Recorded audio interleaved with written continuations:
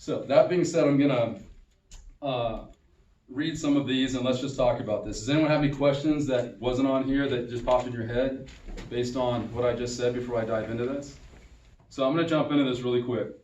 How was your experience in the NFL? I think I kind of answered that a little bit right there. I try to be really fast because I know that this is an hour-long class and my story is just so ridiculous. And I don't want to go into all the details because it'll take too long. So if you were to ask me how my NFL experience was, it was amazing and exceptional in many regards, but it also was the most trying time of my life ever. It made me understand why and how people become victims. Because I will tell you right now, when I was in San Francisco, it truly felt like someone stole something from me. It really did. I did everything right, everything. And I was good enough then to go be a 3-contract guy making millions of dollars and never working again, and I wouldn't be here. I'd be playing golf right now, like breaking clubs or whatever, with my golf game. And people in life, if they had that stolen from them in their eyes, they would concede and acquiesce to becoming a victim to that and watching it change their life path. Where they compromise who they are for the rest of their freaking life. They get in abusive relationships. They turn to an escape route, which could be drugs. They don't aspire anymore because they feel cheated. And they're just going to drown in that. And I don't have that quality, thank God, in me. I was not going to be a victim to that. Because I asked myself, well, how do I win if I do that? How do I win? What I'm going to be doing is just punting in life. And say, well, shoot, you just took the one thing I was shooting for, so now I'm nothing. Does you guys understand what I'm saying? And so that was a poignant part of my life, or point in my life, because I didn't allow myself to do that. And I'm grateful for that. How did you think before going to the NFL about yourself and once being there? So I always liked myself in terms of who I was before football. Again, emotionally, I've never been more challenged than I was in football because it was heavy. When I left the game, looking back, there was about 4 or 5 months where I literally couldn't wait to leave the game of football. When I retired, I was like, get me the freak out of here. I can't, I'm done with this. The energy I had to conjure just to survive practices. Even in St. Louis and in Kansas City, when I didn't have to function like that, I didn't know how to not function like that. Where I'd show up and okay, you can't make a mistake and live in your cocoon and come on. I didn't know how to not function like that, even when no one was doing that to me, putting pressure on me. Because I had to spend 4 years actually living like that. So I had conditioned myself. So when I left the game, I just wanted to detox for 6 months. I needed to go back to school and finish my degree because I missed 2 semesters, 2 quarters when I was a senior in college. And I'm just trying to have fun out on days like this, playing golf and stuff. And I was just feeling really weird. It's why am I feeling why can't I just relax? It's a gorgeous day. I'm in Southern California. I actually hit a good shot right there. Why can't I just relax? Why do I feel uneasy right now? And I could not put my finger on it. It was the craziest thing because that was so not me. And it would not go away. It happened for a few weeks and I thought it was going to go away, but then it just would not go away. I'm kind of that guy who feels like he's unbreakable and you can't penetrate this armor. And so I wasn't the guy who would go talk to somebody about something like that. But I realized something was going on. And then one day I had this kind of moment where I was oh my gosh, I know what's going on. I had all that energy that every day I had to call or recall in order to survive these practices. And I was playing football and I had somewhere to put that energy. Well, now, I don't have anywhere to put the energy, but the energy is still there. It's hey, I'm here ready to go to work. And I'm dude, chill out. I'm just trying to play golf. And the energy's no, I'm here. I don't know how to not be here for you. And really it was anxiety. Does that make sense? And so I got a book and read this book called The Power of Now. I'll learn to live in these moments and kind of calm that energy and get myself back to a point where I could function and feel good about how I was existing in life. And that took about a year of just consciously going to that space and not wanting that to own me. And I figured that out, and it was a blessing for me. But I've always loved who it is that I've chosen to be, because I was never going to let them define who it is that I was in the NFL or outside of the NFL ever. What was your biggest obstacle playing in the NFL? The biggest obstacle was what I just explained. Dealing with a coach who I was playing as great as I could possibly play in 2 separate places, and yet I couldn't get what I wanted. I could not get what I wanted. and that was not the vision. That's the hardest thing for us. This is the risk, by the way, of dreaming. The risk of dreaming is that when people tell you to dream big, you have this vision that is linear. That's like, okay, well, they just told me to dream big and just work really hard and I can go get that dream. So you have this vision that's linear. Like, there's the dream, work really hard and I can get that. But the problem is no one tells you that there's a chance you might not get that doing everything right. No one tells you that the dream's not going to happen in a straight line. So because they didn't tell you that, you're not ready for it.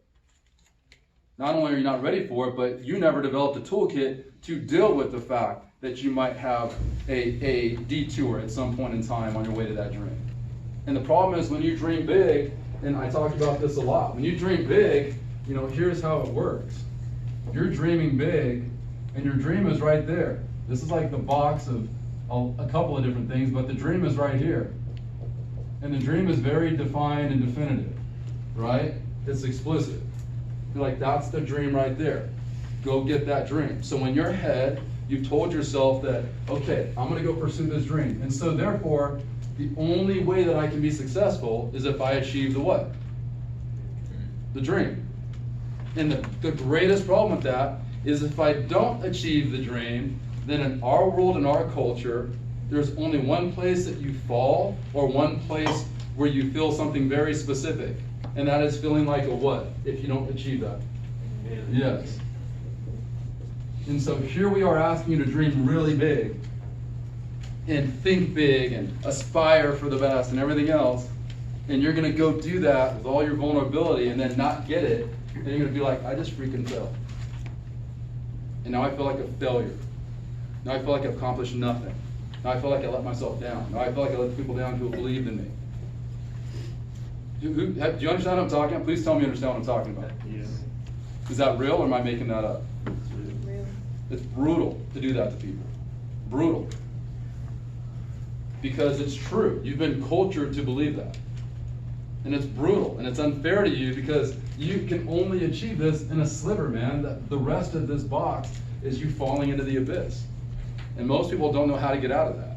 I never use the word failure, by the way, with my athletes, ever in 15 years. Why? Because I know there's a stigma attached to it. Since they were kids, and since you were kids. Good and bad, success and failure. You're very aware of that. And the more you don't get what you want, the more you feel like that, until you're just like, well, I'm not even going to pursue anything anymore. I can't deal with it. So I use falling short all the time. Why? Because falling short becomes this box right here. This becomes falling short. The second someone decides to pursue anything outside of the common and ordinary, then they've already achieved falling into the same space as the dream in regards to falling short. If I don't get what I want, then all I've done is simply fall short from that ambition. But this right here could be this amazing space that could eventually lead me there, or it might be the space where I'm supposed to be in my life. I wanted to go be a superstar in the NFL. That didn't happen for me. What happened was I had to endure this brutal experience in many regards to one day be able to be in the lives of young people who aspire to be great and literally transform them on levels that are just stupid. For 15 years, I've been working with athletes. 8 guys in my program have signed NFL contracts. 35% of my athletes have gone on to play in college, and 74% of those guys and girls start at some point in college. And if I line them up here, you would not believe that 90% of them were the kid I just described.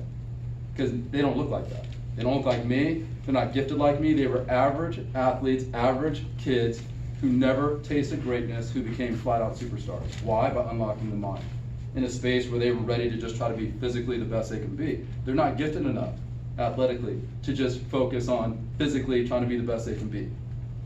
Because if they try to do all they can physically, and someone like me does all I can physically, they'll never get what I want, ever, if they want the same thing as me. I will always have an advantage over them. You guys understand what I'm saying? So they have to unlock this other area, these other spaces, these other elements that have nothing to do with physical development, and it's the mind. It's the intellectual component, it's the emotional, psychological component, and then that has an amazing effect on what you do physically and technically as an athlete. It's amazing to watch, and it happens in like a day. It's the most insane thing you would ever witness. I just worked with pro pitchers for the first time ever in January and February. These guys have thrown 20,000 bullpens. They've thrown, they've had technical coaches since they were 12, and I worked with these guys one day. And they're like, I never even knew anything about throwing the way you just told me. I never knew about connection like you just described to me. I never knew I could throw with my eyes closed or 50 feet away and knock a ball off the tee. The third time or second time ever that I've been with you. I mean, they're doing things that are insane. And they're like, how is this happening? It's the power of the mind. You just knew you knew nothing about it. You've never unlocked it. Why? Because you live in a physical world telling you that the way you find your greatness is a technical way. That is not how you find your greatness. If that was the case, then every guy who's got this great swing and taking 1,000 hacks a day and throwing however many pitches a day would be the best on the planet. And all those people are not the best on the planet. you know what I'm saying? They're not. How did you prepare yourself mentally for NFL games? And how did you deal with failure? So I think I just described it. I had to learn to live in the space that was mine, because I realized very early that no one was going to create the experience that I want. No one was going to give me the freedom to just go play the way that I wanted to. So I had to create that for myself by creating a cocoon around me, where I played this game within the game. So I created these small games with myself where it wasn't just catching a ball. The ball had to feel a certain way on my fingers. It wasn't just like taking a step. I was taking a step and I needed to watch this defender do that. I needed to feel my body do this. So I was creating these small games that made my mind go like that, to draw the attention to those games so I could own those games and master those games in the one moment that I was doing it. And so what happened was, when my walls went like that, because the game that I'm trying to win is that big, all of a sudden there's no space to think about what's the coach going to say. What if I drop the ball? I need to judge myself. I got to be perfect. Well, what if I fail? There literally was no space for my mind to drift off to go there. It was insane to do it and live there. And I've watched 14-year-olds and 13-year-olds and 12-year-olds own that space for people that literally have anxiety about performing. And you watch them in a day live in the space where oh my gosh, that was crazy. First time in my life I never thought about screwing up. And so I learned to live in these spaces that was just mine. So I had to get myself focused and intentional and conscious about living in that space before every single game. Does that make sense to everybody? How do you deal with failure? There was no such thing as failure to me. There's not one thing I do that I think I could fail in. That word just doesn't exist in my vocabulary. So if I aspire for something and I don't get it, that's not failure to me. That's a pit stop. That's a pit stop. And at that point I decide if I'm going to keep moving forward in that ambition, or I'm taking a sign that I'm supposed to go somewhere else. But either way, I'm moving forward. Does that make sense? How did you deal with the fear of failing? So I will tell you, my first NFL team, I was one of 16 wide receivers on my team when I signed with the San Diego Chargers, and I literally was a low man on the totem pole. When they signed me as a wide receiver, they gave me a number that was not reflective at all of my position, which literally, without knowing it until after my first camp, it basically was a sign that they had no intention on me making the team. They gave me number 47 as a wide receiver, which is offensive. They gave me 47.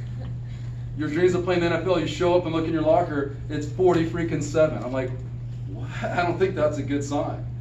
Then I went in my first meeting room with wide receivers and realized no one else had a number like that. And then I realized that there's 16 of us, they're only keeping 5 wide receivers. They had 5 guys coming back from the year before that were under contract. So I'm like, this looks really hopeless. Went up to our first camp. In 5 practices over 3 days, I got 2 repetitions of anything. I literally stood there and watched practice. So if I didn't feel like a scrub enough as 47, standing there on the other side of the fence watching everyone play, I definitely felt like a scrub. And with my 2 reps that I got jammed out of bounds by one of their starting corners and got the wind knocked out of me by this linebacker named Junior Seau. Those are my 2 reps. And at that moment, I will tell you, I went home and I went to the airport and called my best friend before I went back to school, and he couldn't wait to hear about how great it was. And I'm like, dude, I'm getting cut. What do you mean? He's like, dude, it's 1 camp. I'm like, bro, I got 2 reps in 5 practices. They gave me number 47. I'm the low man on the totem pole out of 16 wide receivers. They're only keeping 5. They got 5 guys coming back from the year before. Dude, I'm getting cut. And I went back up to school expecting to get a call that said, don't come back. And it's scary, because the most ludicrous part about this, folks, is there are 1,700 athletes on the planet who will ever get a chance to be in an NFL training camp. 1,700 football players. Ever on the planet. That number is minuscule. Anyone who gets that chance should feel like an absolute phenom and absolutely accomplished beyond anything they could experience in their lives. Would you agree? And yet, because we subscribe to like this world that tells you that either you got that or you didn't succeed, I was ready to be that guy. I was ready to be that guy going, if I don't make this team, man, people are going to think that I was garbage, I sucked, I wasn't good enough, and then now what? It's a horrible thing. It's ludicrous. It's ludicrous because that's what we buy into in our culture. You know what I'm saying? I didn't tell you that I got hurt my senior year in college. I went into my senior year at Cal Poly San Luis Obispo as projected 36th round draft choice in the NFL. So my dream became very tangible and real when I started going to practices in spring ball and I saw NFL scouts on the rails watching me practice.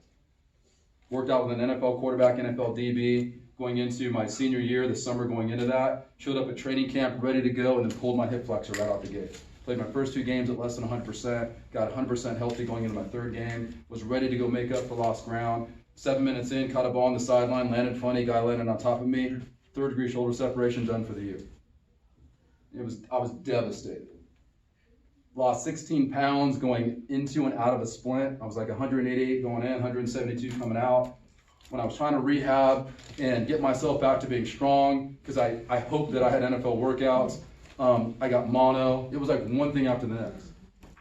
I was so frustrated, I literally quit an NFL workout. My very last NFL workout, I quit. I'd had it. It was like the straw that broke the camel's back.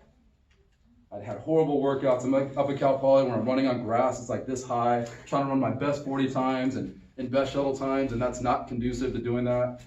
At UCLA and Stanford and Berkeley and USC, they're running on grass, it's like that. You know what I mean? And I'm running on soggy grass like that at Cal Poly, because we're an academic school, not an athletic school at the time. And I never had a good workout. And finally, one day, as my last workout, I was doing this cone drill and I slipped, and that was like it. I felt this inferno just come over me. I was like, dude, I can't, I'm done. I'm ready to like snap. It was like months of just everything just falling apart for me. The scout said I could line up and do it again. I lined up and did it again, and I slipped again. And then I was like, he's like, it's okay, you can line up again. And at that point, I was like just lining up, just to line up. I was already like done, and I slipped again. Went and sat down, started taking off my cleats. I'm like, I'm done. He goes, excuse me? I said, I'm done. He's like, are you sure? And I said, yeah, I'm done. I literally didn't even look at him. And he's like, okay, and he walked away. Unfortunately, I had a mentor there who had played in the NFL. He was a new coach at Cal Poly. Gave me a minute, came over and said, I know you're frustrated, but if you ever do that again, you might never play in the NFL. You might not play now. And so that was one of those moments where I had to think about, am I going to be a victim, or am I going to trust like somehow all this like ridiculousness has a purpose behind it. He's going to lead me somewhere. You know what I'm saying? It was ridiculous. So that's why I went in as like the low man on the totem pole. I was like this dude who just was lucky to sign on an NFL team. But when I went back home when I went back up to school for that month after my first mini camp, I got myself in better emotional shape, psychological shape, physical shape. Came back, they had cut 3 guys, I just wasn't one of them. And then I went home for 2 months realizing that I had to be ready for one moment. They were gonna give me one play every training camp. That was it, every training camp practice. And so I went home literally with the intention to be a player who was ready for the one play like other guys I didn't think would prepare. So I prepared with intention for the first time in my life to challenge my threshold and go to a place I didn't think other people would go. And I did that for 2 months. 2 days before training camp was gonna start, woke up one morning, looked in the mirror, and like fell in love with who I was. And was like, whoa, man, I feel like I've won. This is my point right here. Up until then, like I was feeling like I fear failing because people are gonna think Chris wasn't good enough. And I woke up one morning, totally unexpected, looked in the mirror and was like, I love who it is that I've turned myself into. This is unbelievable. I did not know that I could be this guy because nothing in my life challenged me to be this person, asked me to unlock who I was. And it changed everything. At first it was about, you gotta show them that you're good enough. You gotta show them you deserve another play in practice. And then all of a sudden it became about, I don't need to show them anything. Like I won. If they give me a rep, I'm gonna be ready for it. And if they don't, it's not gonna change one thing about the guy I just turned myself into. I'm not gonna let them qualify that this guy is real. Does that make sense? It even gives me a little bit of chills right now talking about it because I cannot tell you how powerful that was to let me just be liberated and play. It was unbelievable. And it happened at 21 for me. So when I went to camp, that's the guy that I was. I got one play every practice, and with that one play, destroyed the guy across from me, made them go, wow, I wonder if we can do it again. And I did it again, and I did it again. And then all of a sudden they were giving me somebody else's rep, and then somebody else's rep. And all of a sudden, 3 preseason games went by, which is kind of our addition period. And they had to cut down from 90 players to 65, and they cut down to 6 wide receivers, and I was one of the guys left standing. And we had the 4th and final preseason game to ourselves. Me and the other guy I was competing with, who was a rookie just like me. The difference was they loved this dude. But we got the last quarter of the last preseason game all to ourselves against the Niners, also the Chargers. And in that quarter, they tried to throw him the ball 5 or 6 times, and he could not make a play. It wasn't like he dropped the ball, he just couldn't finish the play.